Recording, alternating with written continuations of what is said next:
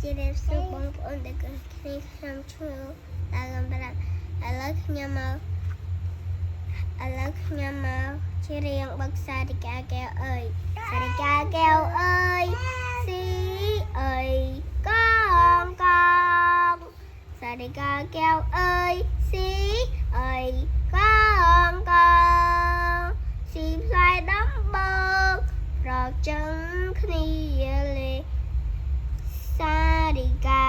កែវអើយសារិកាកែវអើយមកវាចាក់ក្បាច់ស្លាបវាចាក់មាញ់មាត់វាធ្វើភ្លេង